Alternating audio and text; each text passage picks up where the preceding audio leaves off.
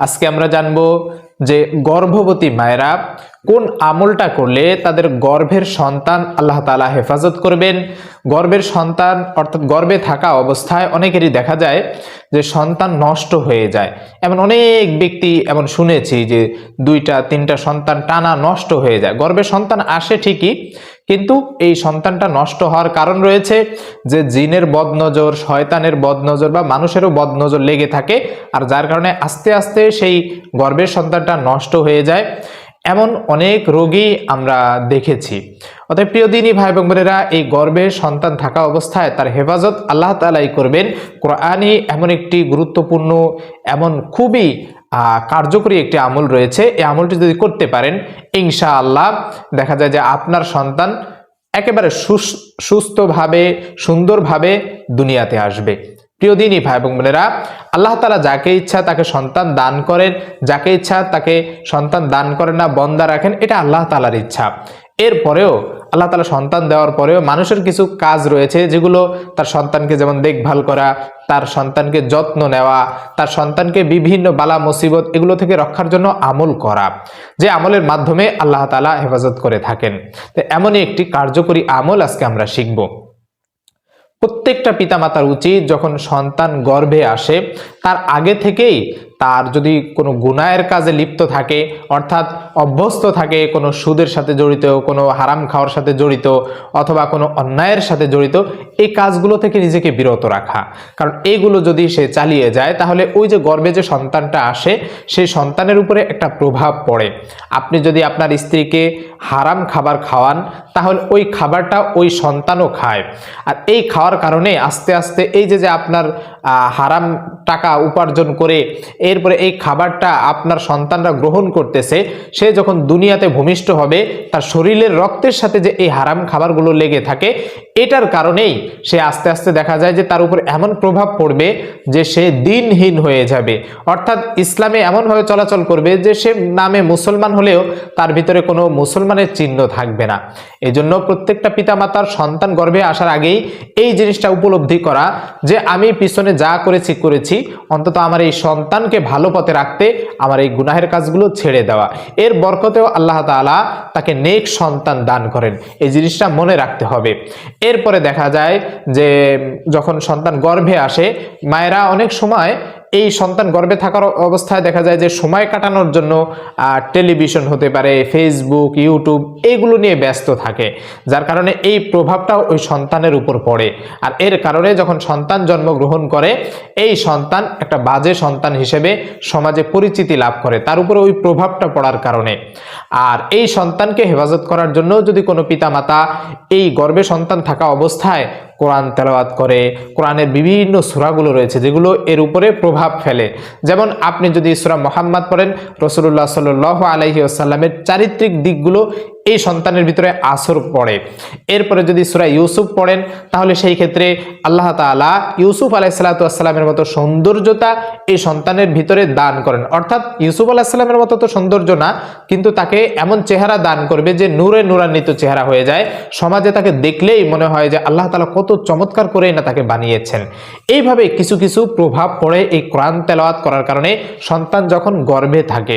তাই পিতামাতার দায়িত্ব এই আমলটা করার আগে প্রাথমিক যে আমলগুলো করা দরকার এই আমলটা আপনারা করবেন। এই আমলগুলো যদি করেন এর ফলে সন্তানকে আল্লাহ তাআলা একদিকে হেফাজত করবেন, ঘরের ভিতরে কোনো ধরনের শয়তান, কোনো ধরনের জিন বা মানুষের এই যে খারাপ কুদৃষ্টি বা বদ নজর এই আসরগুলোও পড়ে না। আর এই ফলে দেখা যায় অনেক সময় এই সন্তান সুন্দরভাবে ভূমিষ্ঠ হয়। তাই এই আমলগুলো অবশ্যই করা দরকার। আর বিশেষ করে আরেকটা আমল প্রত্যেকটা পিতামাতার উচিত যে যখন আপনি সন্তান গর্ভে আসবে আপনার, তখন আপনি এই যে ফজর এবং মাগরিবের নামাজ রয়েছে, এই ফজর এবং মাগরিবের নামাজের পরে আপনি সূরা ফালাক, সূরা ইখলাস, এই যে সূরা রয়েছে, সূরা নাস, এই সূরাগুলো 3 বার করে পড়বেন। সূরা ইখলাস, সূরা ফালাক, সূরা নাস এই সূরাগুলো 3 বার করে পড়বেন। এরপরে ছোট্ট একটা দোয়া রয়েছে, বিসমিল্লাহিল্লাযী লা ইয়াদুররু মা ইসমিহি শাইউন ফিল আরদি ওয়ালা ফিস সামাই ওয়া হুয়াস সামিউল আলিম। এই যে দোয়াগুলো, এই দোয়ার এতটাই পাওয়ার রয়েছে, এই সূরার এতটাই পাওয়ার রয়েছে যে দূর থেকে যেই সমস্ত বদনজর দিয়ে থাকে জিনেরা অথবা শয়তান অথবা মানুষ, এই বদনজরগুলোকে একেবারে নষ্ট করে দেয় এবং গর্ভের সন্তানকে আল্লাহ তাআলা হেফাজত করেন এই আমলের মাধ্যমে। এজন্য ফজর এবং মাগরিবের পরে আপনি এই আমলগুলো করে শরীরে ফু দিবেন, অন্তত 3 বার ফু দিবেন, অথবা এইভাবে হাতে 3 বার ফু দিয়ে শরীরটা 3 বার মাসে করবেন বা শরীর বন্ধ দিবেন। এভাবে দিলেও এই যে গর্ভের সন্তান, এই সন্তানটা হেফাজত থাকে, আল্লাহ তাআলা হেফাজত করেন। এরপরে অনেকের যেহেতু এই আমলগুলো অভ্যস্ত না, অনেকেই করেন না, করতে চান না, কিন্তু তারপরেও চান যে আমার সন্তান দেখা যায় একটা দুইটা এমন হয়েছে যে ভূমিষ্ঠ হওয়ার আগেই পেটের ভিতর থাকতেই মারা যায়, এরপরে ভূমিষ্ঠ হয়েই মারা যায়, এমনও হয়। তাহলে সেই ক্ষেত্রে আল্লাহ তাআলার কাছে সাহায্য চাইতে হবে। পাশাপাশি যদি আপনার সামর্থ্য থাকে, সেই ক্ষেত্রে আপনার করণীয় হচ্ছে যে হরিণের এক ধরনের চামড়া পাওয়া যায় তাবিজ লেখার জন্য, একেবারে পাতলা চামড়া। যদি আপনার সামর্থ্য থাকে, কথা বোঝার চেষ্টা করবেন, যদি সামর্থ্য থাকে তাহলে হরিণের এক ধরনের চামড়া পাওয়া যায় এই বাজারে কিনতে। এই চামড়ার উপরে সূরা আলে ইমরানের 35, 36 এবং 37 তিনটি আয়াত রয়েছে, আমি স্ক্রিনে দিয়ে দিব। এই তিনটি আয়াত আপনি ওই হরিণের চামড়ার উপর লিখে, জাফরান কালি দিয়ে হরিণের চামড়ার উপর লিখে, এরপরে সুন্দর করে ওটা বেঁধে এই যেই গর্ভবতী মায়েরা রয়েছেন তার যে ডান হাত রয়েছে, এই ডান হাতে আপনি বেঁধে রাখবেন। এরপরে যখন সন্তান ভূমিষ্ঠ হবে, এরপরে এই তাবিজটা খুলে ফেলবেন। বাস এইভাবে রাখলে ইনশাআল্লাহ দূর থেকে যত প্রকার শয়তান হোক বা জিন হোক, মানুষ হোক, কারো বদনজর লাগবে না। সন্তান সুন্দরভাবে থাকবে, সুস্থভাবে থাকবে। আল্লাহ তাআলা এই আয়াতের বদৌলতে তাকে হেফাজত করবেন, এই আয়াতের আমলের বদৌলতে।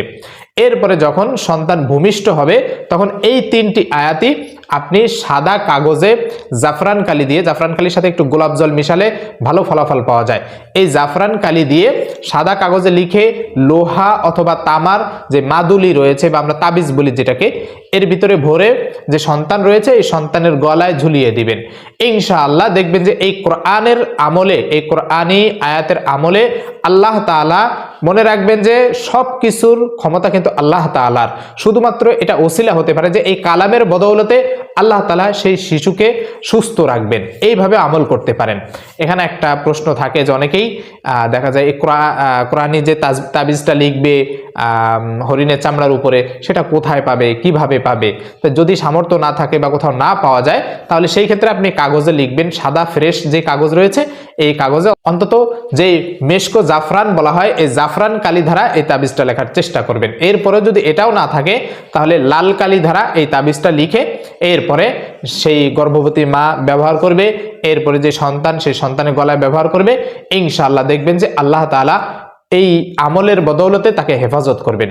তো সেই সূরা আলে ইমরানের যে তিনটি আয়াত রয়েছে, চলুন আমরা এই তিনটি আয়াত আমি মুখে উচ্চারণ করতেছি, এর পাশাপাশি স্ক্রিনে দিয়ে দিচ্ছি, যাতে করে আপনি এই আয়াতটা দেখে দেখেও লিখতে পারেন। যে লিখবেন, আপনি যাকে দিয়ে লেখাবেন, এই আয়াতটা তাকে দিয়ে লেখাবেন যে আমলে নিজেকে অভ্যস্ত রাখে, অর্থাৎ সে আমলদার এমন একজন ব্যক্তি হতে পারে। আপনার আশেপাশের কোনো মসজিদের ইমাম, কোনো মাদ্রাসার হুজুর যে 5 ওয়াক্ত নামাজ কালাম পড়ে, আমল আখলাক ভালো, এমন একজন ব্যক্তিকে দিয়ে আপনি এই আমলটা করিয়ে এরপরে এই তাবিজটা বানিয়ে আপনি এইভাবে আমলটা করলে ইনশাআল্লাহ দেখা যায় যে আপনার গর্ভের সন্তানও ঠিক থাকবে, আপনার ভূমিষ্ঠ হওয়া সন্তানও কোনো ধরনের যে খারাপ বদনজর বা শয়তানের আসর, এই যেইগুলো রয়েছে বিষয়গুলো, সব কিছু থেকে আল্লাহ তাআলা সকল বালা মুসিবত থেকে হেফাজত করবেন ইনশাআল্লাহ। পাশাপাশি আয়াতুল কুরসি পড়েও সকাল সন্ধ্যা বাচ্চাকে ফু দিবেন ভূমিষ্ঠ হওয়ার পরে, দেখবেন যে সব ধরনের ক্ষতি থেকে আল্লাহ তাআলা হেফাজত করবেন। তো এই সূরা আলে ইমরানের যে তিনটি আয়াত রয়েছে, চলুন আমরা এটা শুনি এবং স্ক্রিনে আমি দিয়ে দিচ্ছি, আপনি এটা দেখে দেখে লিখে রাখবেন। আপনি চাইলে এই যে স্ক্রিনে দেওয়া রয়েছে এটা স্ক্রিনশট নিয়ে রেখে দিতে পারেন, এটা দেখে দেখে এরপরে আপনি লিখতে পারেন, বা আপনি যে কোনো কোরআন দেখেও লিখতে পারেন। মনে রাখবেন যে সূরা আলে ইমরানের 35, 36 এবং 37 এই তিনটি আয়াত আমি বলে দিচ্ছি। বিসমিল্লাহির রহমানির রহিম। আল্লাহু আ'লামু বিমা ওয়াদাআত ওয়া লাইসা যাকারু কাল উনসা ওয়া ইন্নী সাম্মাইতুহা মারইয়ামা ওয়া ইন্নী উঈযুহা বিকা ওয়া যুররিয়াতাহা মিনাশ শাইতানির রাজীম ফাতাকাব্বালাহা রাব্বুহা বিকবুলিন হাসানিন ওয়া আমবাতাহা নাবাতান হাসানা ওয়া কাফফালাহা যাকারিয়া কুল্লামা দাখালা আলাইহা যাকারিয়াল মিহরাব ওয়াজাদা ইনদাহা রিজকা ক্বালা ইয়া মারইয়ামু আন্না লাকি হাযা ক্বালাত হুয়া মিন ইনদিল্লাহ ইন্নাল্লাহা ইয়ারযুকু মান ইয়াশাউ বিগাইরি হিসাব। আবারও আয়াতটা বলছি, বিসমিল্লাহির রহমানির রহিম। আল্লাহু আ'লামু বিমা ওয়াদাআত ওয়া লাইসা যাকারু কাল উনসা وإني سميتها مريم وإني أعيذها بك وذريتها من الشيطان الرجيم فتقبلها ربها بقبول حسن وأنبتها نباتا حسنا وكفلها زكريا كلما دخل عليها زكريا المحراب وجد عندها رزقا قال يا مريم أنى لك هذا قالت هو من عند الله إن الله يرزق من يشاء بغير حساب